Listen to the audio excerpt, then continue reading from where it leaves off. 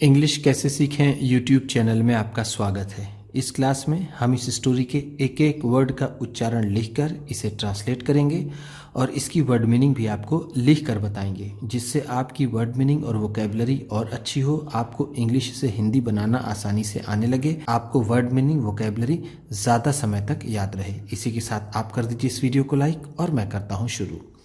Yellow mango, yellow mango. पीला आम, yellow का मतलब होता है पीला, मैंगो आम।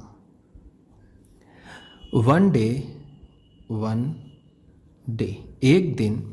अ mango vendor, a mango vendor एक आम बेचने वाला। वेंडर का मतलब होता है बेचने वाला, बेचने वाला। आ एक। स्टॉप्ड, स्टॉप्ड रुका। स्टॉप का मतलब होता है रुकना या फिर ठहरना। स्टॉप्ड है तो रुका। नियर आ पान शॉप, नियर आ पान शॉप एक पान की दुकान के पास। नियर का मतलब है पास, पान जो लोग खाते हैं, शॉप दुकान। एंड थॉट, एंड थॉट और सोचा। थॉट का मतलब है सोचा। थॉट थिंक का सेकेंड फॉर्म होता है। थिंक का मतलब होता है सोचना, थॉट है तो सोचा। Oh, oh. I really want, I really want मैं सच में चाहता हूँ। रियली का मतलब है सच में, वॉन्ट चाहता हूँ, चाहता हूँ। टू ईट, टू ईट खाना। ईट का मतलब होता है खाना। आ पान, आ पान एक पान। मैं वास्तव में एक पान खाना चाहता हूँ। बट लेकिन I don't have money, I don't have money लेकिन मेरे पास पैसा नहीं है। आई डोंट हैव मेरे पास नहीं है, मनी पैसा। बाई दिन, बाई दिन तब तक। बाई दिन का मतलब है यहाँ पर तब तक। द पान सेलर, द पान सेलर वो पान बेचने वाला। सेलर का भी मतलब होता है बेचने वाला। वेंडर का मतलब और सेलर का मतलब दोनों का एक ही मतलब होता है बेचने वाला। Had also seen, had also seen देख लिया था। The mango vendor, the mango vendor उस आम बेचने वाले को। ध्यान दीजिएगा, देखिए यहाँ पर हैड के बाद ये सीन है। हैड के बाद जब वर्ब की थर्ड फॉर्म हो, जैसे ये सीन, सी का थर्ड फॉर्म सीन है, तो वो पास्ट परफेक्ट टेंस होता है। हैड की वजह से पास्ट होता है और वर्ब की थर्ड फॉर्म की वजह से परफेक्ट होता है। ही थॉट, ही थॉट उसने सोचा। Oh, oh. Such lovely mangoes, such lovely mangoes इस तरह के प्यारे आम। सच का मतलब है इस तरह के, इस तरह के, लवली प्यारे, मैंगोज आम। आई विश, आई विश काश। आई विश का मतलब होता है काश। I could eat, I could ईट मैं खा पाता, काश के मैं खा पाता।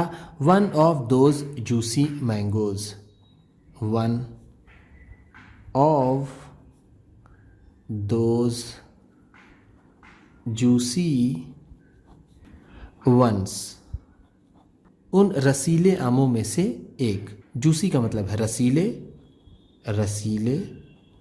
वंस यहाँ पर आमों के लिए यूज हुआ है, दोस्त का मतलब है उन। द पान सेलर, द पान सेलर, वो पान बेचने वाला। Shouted out to him, shouted out to him, उसे चिल्लाया, यानी उसे चिल्लाकर बुलाया। शाउटेड का मतलब है चिल्लाया। हे, वो बुलाता है hey. Will you exchange a mango, will you exchange, क्या तुम बदलोगे। एक्सचेंज का मतलब होता है बदलना, एक चीज को लेकर दूसरी चीज देना एक्सचेंज कहलाता है। अ मैंगो, एक आम। फॉर अ पान, फॉर अ पान, पान के लिए, क्या तुम एक पान के लिए एक आम बदलोगे। The mango vendor agreed, the mango vendor, वो आम बेचने वाला। एग्रीड, सहमत हो गया। एग्री का मतलब होता है सहमत होना, सहमत होना। एग्रीड है तो सहमत हो गया।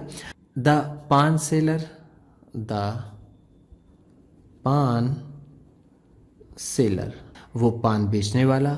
टूक सम रॉटन बीटल लीव्स, टूक सम रॉटन बीटल लीव्स,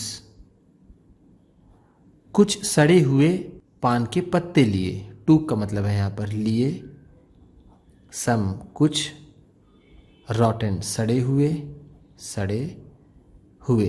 बीटल लीव्स का मतलब होता है पान। अगर हम पान की दुकान को बीटल शॉप कहें तो भी वो सही होता है। एंड मेड अ टाइनी पान, एंड मेड, और उसने बनाया। अ टाइनी पान, एक छोटा सा पान। टाइनी का मतलब है छोटा। He gave it, he gave it, उसने इसे दिया। गिव का मतलब है दिया। गिव, गिव का सेकेंड फॉर्म होता है। गिव का मतलब होता है देना। To the mango vendor, to the mango vendor, उस आम बेचने वाले को। When the mango vendor, when the mango vendor, जब उस आम बेचने वाले ने।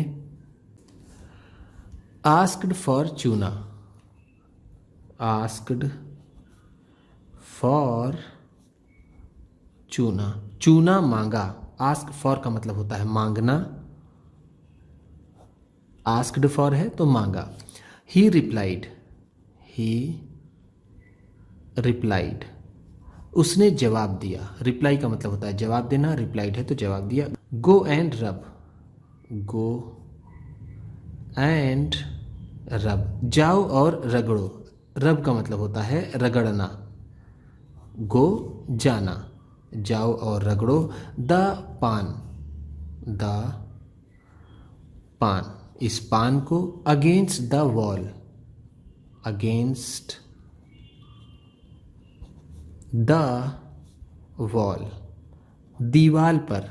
यहाँ अगेंस्ट का मतलब है से लगाकर, वॉल दीवार। जाओ इस आम को दीवार से लगाकर रगड़ो। टू गेट चूना, टू गेट चूना, चूना पाने के लिए। जो लोग पान खाते हैं, पान के बाद वो हल्का सा चूना लेते हैं। अब जिस वजह से भी लेते हो, लेकिन ये अक्सर पान खाने वालों की आदत होती है। जिनकी भी आदत है ऐसी पान खाने की, आप उनसे पूछ सकते हैं कि वो चूना क्यों लेते हैं।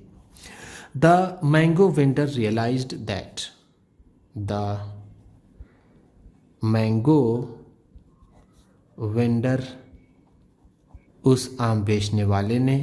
रियलाइज्ड, रियलाइज्ड, एहसास किया या फिर उसे एहसास हुआ। रियलाइज़ का मतलब होता है महसूस करना या फिर एहसास करना। दैट कि he was being cheated, he was being cheated, कि उसे ठगा जा रहा था। वॉज का मतलब है था, बीइंग चीटेड ठगा जा रहा, ठगा जा रहा। रियलाइज एहसास करना या फिर महसूस करना, एहसास करना। He gave a green mango, he gave उसने दिया, अ ग्रीन मैंगो एक हरा आम, ग्रीन का मतलब होता है हरा, टू द पान सेलर, टू द पान सेलर उस आम बेचने वाले को। On seeing the green mango, on seeing the green mango हरा आम देखने पर। ऑन सीइंग का मतलब है देखने पर, देखने पर। द ग्रीन मैंगो हरा आम।